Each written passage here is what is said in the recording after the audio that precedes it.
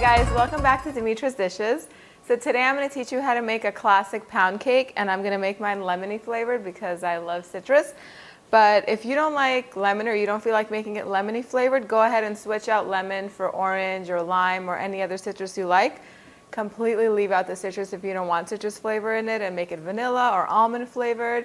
Add some walnuts or pecans. You could add berries to it. There's a million things you could do with this recipe. You can go on my website, www.dimitrasdishes.com, and I write more about it and give you more options. So let's go over the ingredients so we can get started. Of course, you need lots of butter. Pound cake, you need lots of butter, lots of eggs, and it's simple ingredients. So we have butter and sugar over here. Again, the measurements are on my blog. We need some eggs, whole eggs, 2 lemons. I already zested one, so we have one here. We need the juice and the zest of it, and you always want to zest first and juice later. Over here we have some all-purpose flour, a little bit of salt and baking soda, some yogurt to moisten it up, a little bit of vanilla extract, and that's it. That's all we need. We're going to begin by sifting the flour and the salt and the baking soda, and try not to let all of it fly out of the bowl. Maybe you can use a bigger bowl at home. And you always want to sift your dry ingredients. That keeps the flour really nice and light. And also it gets rid of, sometimes there are like hard bits in your flour. You definitely don't want hard bits in cake unless they're chocolate chip or nuts, right? Okay, so you want to make sure that let's move this on the side. Your butter is really soft when you're starting this out. So leave it out for like at least an hour at room temperature, and then it'll be really easy to work with. So since I'm not using a stand mixer, because I don't have one here, I have them all at the bakery, I'm going to use a hand mixer, and you could actually even just go ahead and use the spatula, but it gets kind of tiring. So I'm just going to combine all this together so that when I start mixing it, it doesn't fly all over the place. Just like so. And before we start mixing, what I forgot to do was I'm going to zest this lemon, and it's what is it called? Yusuf, edit that out. So you could use a microplane to zest citrus. It's a really inexpensive tool to have, and I suggest that you have it in your kitchen. When you're zesting citrus, you want to make sure to get the bright yellow part if it's a lemon. Once you get to the white part, that's bitter. You don't want that in your cakes or desserts. Just the sweet, aromatic peel. So keep turning it as you're going.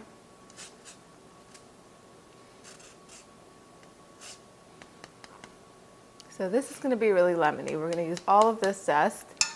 And you want to make sure you zest before you juice, because once you juice, you can't zest. I've already juiced one lemon. I'll juice this one. Okay, we're good to go. That's ready. This is pretty much all mixed up, so it'll be less likely to fly around all over the place when I start mixing. So always start your mixer on low speed. Now we're going to add our eggs one at a time.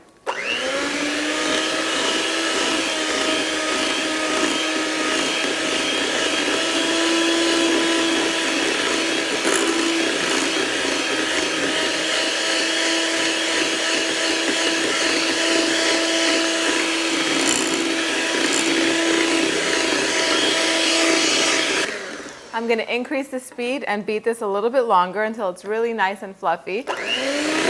Okay, so once that's all beaten and nice and fluffy and it's all incorporated, we're going to add our lemon zest, our yogurt,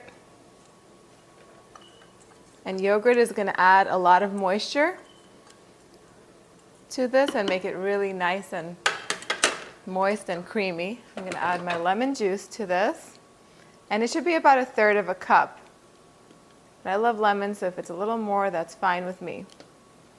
And then, even though it is a lemon pound cake, I'm going to add a little bit of vanilla, because vanilla sweetens it up a bit and makes it even more yummy. It's about 1 tablespoon. I never measure vanilla because As long as you don't put too much and you don't go too crazy with it, it'll taste super delicious. Make sure it's pure vanilla extract and not that imitation stuff. You never ever want to use that. Okay, I'm just going to mix this up until it's really nice and combined. That's done. And now we're just going to add our flour in 3 batches and mix until each batch is incorporated on a low speed. That's 1. There's 2. And the final rest of the flour, 3. Now when you're making any kind of cake batter, make sure that you never ever overmix it, otherwise it will not be moist and nice and cake like the way cake should be. It'll start to get tough and bread-like, and you don't want that with cake at all. So if there's a little bit of flour that can be incorporated with a spatula, just go ahead and do it, and don't mix too much. Otherwise your cake will be dense and heavy and it won't be good. That's it. This smells heavenly. Let me move some of the stuff out of the way. Okay, so what I do is, because I don't have any of the nonstick spray that is used to spray on your baking pans, so I save the butter wrappers from the batter that I made, and I'm just going to rub it on my 10-inch tube pan. Now you can make this in a tube pan, or you can make it in a 2 loaf pans, like 2 loaf pans, or anything that's going to hold all of the batter. I like the way it looks in these tube pans. I just think it looks really pretty. It cuts really well and it serves nicely. So just rub the butter all around so that way the cake detaches very easily. And then the last thing you want to do is take a little bit of all-purpose flour and kind of dust it all around. And you don't want to leave that in there. You want to tap it. Make sure that doesn't happen. Hold it in place. And you want to get the excess flour out, I'm going to dump this out and I'll be right back. And that's it. I tapped out all the excess flour and it's dusted and greased up and buttered up and ready to go. My oven is preheated at 350 degrees. I'm going to pour all this batter in here, pop this in the oven, and I'm going to let it bake without disturbing it. I'm not going to open the oven door and peek in and see if it's ready, because that's going to ruin the cake. I'm going to let it bake for about an hour and 20 minutes or an hour and 25 minutes.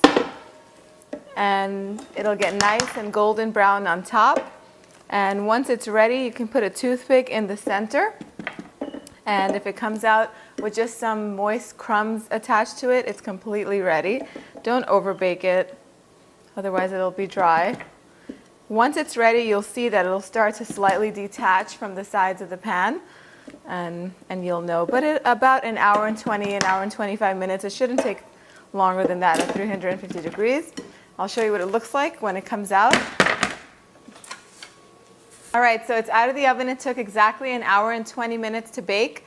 The only thing is you have to let it sit and you have to allow it to cool for at least 30 minutes. Otherwise, you run the risk of it falling apart while you're taking it out and becoming a big mess. So let it cool inside its baking pan for at least 30 minutes, and then take it out and it'll look beautiful like this.